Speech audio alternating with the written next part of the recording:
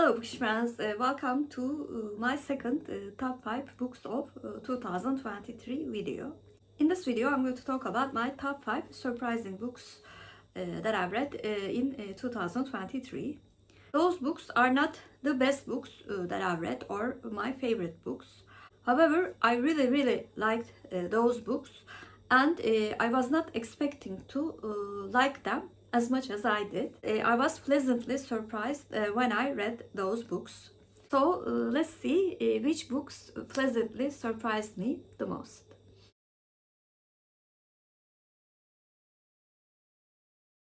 And I finished my 100th work today.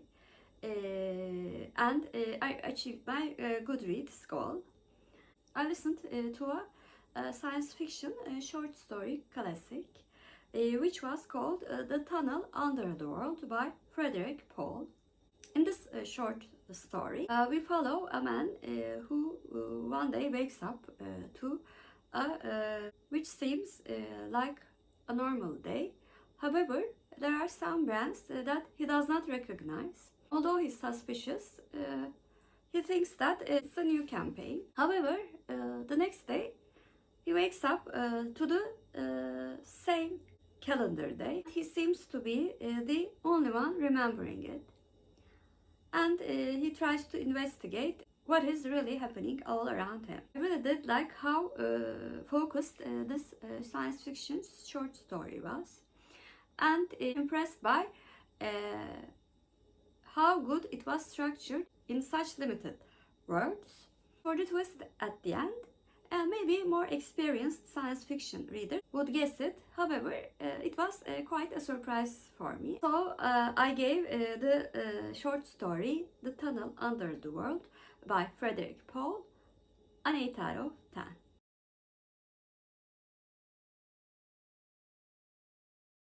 I finished the audiobook that I was listening for 5 days.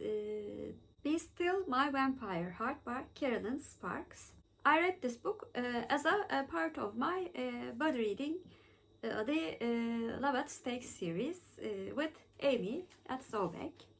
This is the third book in the series. In this book, we follow one of the side characters, Angus MacKay, the British coven master of the vampire world, who has been undead for 500 years, and Emma, who's a part of the FBI team trying to uncover the vampire world.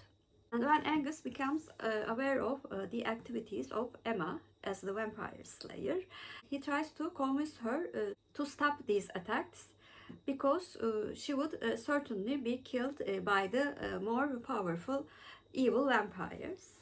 They decide to join their forces together, fight the evil vampires, and even though they decide to be friends at first, it is very evident they would not ever remain friends.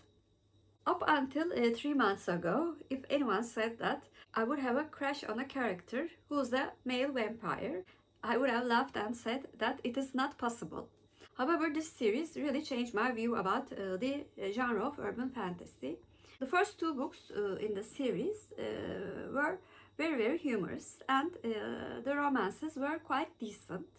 This third book hooked me at all levels. Like I said before, I was very much invested in the male lead. He was really swoon-worthy. And I also really liked the dynamic between the couple. They were both strong characters, but besides some sparring,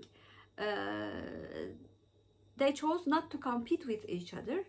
Instead, work together. And I also really loved how the couple was great at communication. This couple was the antithesis of miscommunication trope. Like the previous books, I found the humor to be just right, not too much. However, I chuckled a lot while listening to this book.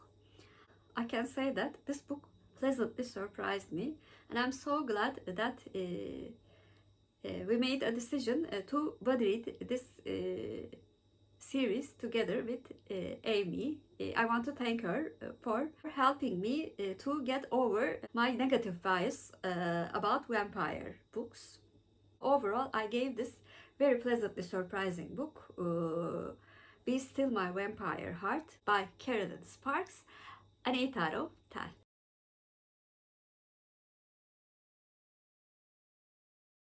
And I finished the middle grade book that I was reading for Jane Austen July, which was The Nutcracker and the Mouse King by E.T.A. Hoffman. This German middle grade story was written in 1816, just a year before Jane Austen's death, and it was then translated into a ballet called The Nutcracker by Tchaikovsky. Having seen the ballet, I was interested to read the original story. In this short story, two siblings, one boy and a girl called Maria, receive gifts from their godfather. And one of these gifts is a nutcracker toy with a very disfigured and ugly face. Maria takes a liking to him, and one day when Maria is looking at the toys in her chest, a mouse with 5 heads attacks Maria, and the nutcracker becomes alive with the other toys and defends Maria's life. When I was reading the short story, I said to myself, I know why this is adapted into a ballet, because the descriptions were so lively and also sounded very fun, and it was sort of like a carnival, which I liked very much. And I also really liked the moral of the story, in which a girl finds the inner beauty of a very ugly toy, and thus she is rewarded for her good heart. And I found the tempo of the story very on point. It wasn't very fast, and it was quite suitable for middle grade children so that they would not lose their interest. So this middle grade short story was a surprise favorite of this month, and I gave The Nutcracker and the Mouse King by E.T.A. Hoffman an 8 out of 10.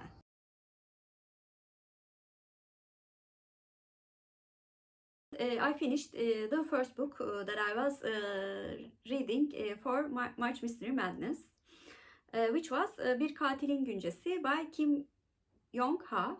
This book was originally written in Korean language, and I listened to the Turkish edition.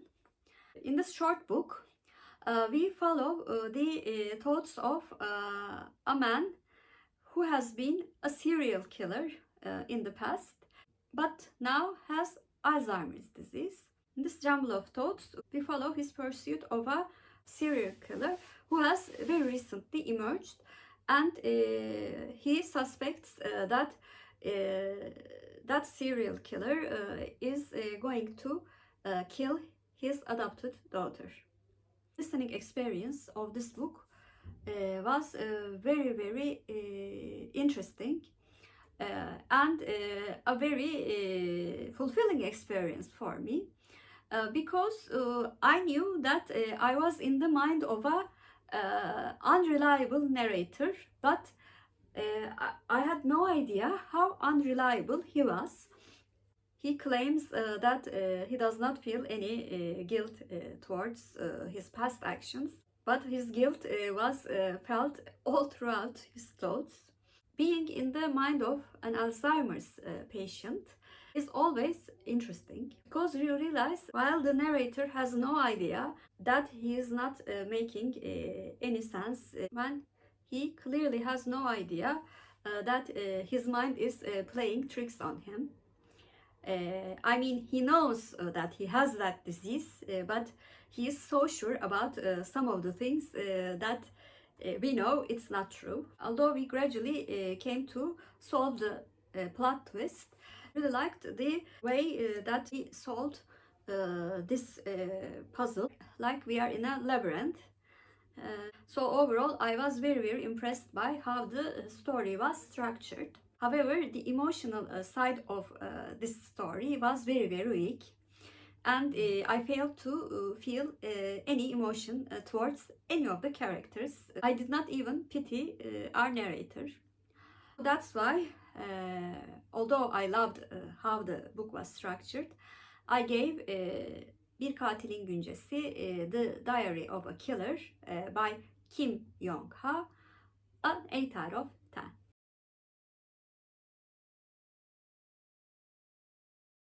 And I finished 2 works today. The first one was a book that I was listening for my real life book club, which was called Yabancı by Albert Camus. I previously read a play by this author, and I really did not like that play. However, when Yabancı became the book for July, I thought I should give it a try. I'm also using this book for the prompt of a second chance author in Summer Book Bingo. In this book, we follow a young man from Algeria when Algeria was a French colony. And one day he receives a call from the elderly house that his mother is living in, saying that his mother passed away. Our narrator is actually kind of sad but not devastated. From this event, we find out that he is unable to feel any emotion, and thus he is a stranger to all of the things that is going all around him. In the next chapters of the book, he befriends a neighbor as well as getting into a relationship with a young woman. And one day, a very bad incident happens at a beach, which changes the life of our narrator forever. After really not liking the previous book that I've read by this author, I was really pleasantly surprised by how much this book engaged me. As the author intended, I did not connect with the main character. However, it was very interesting to see everything from his point of view. And the second half of the book, there was a strong message about the very strange legal system which still exists in most of the countries. So I thought it was a very good social commentary as well. The writing style and the translation of the book was very successful. I gave Yabancı, The Stranger by Albert Camus an 8 out of 10. So those were my top 5 surprising books of 2023. Please comment down below. Have you read any of the books that I mentioned in this video? And if you're a new viewer, first of all, welcome. Please like and subscribe. Hope to see you very soon. Bye.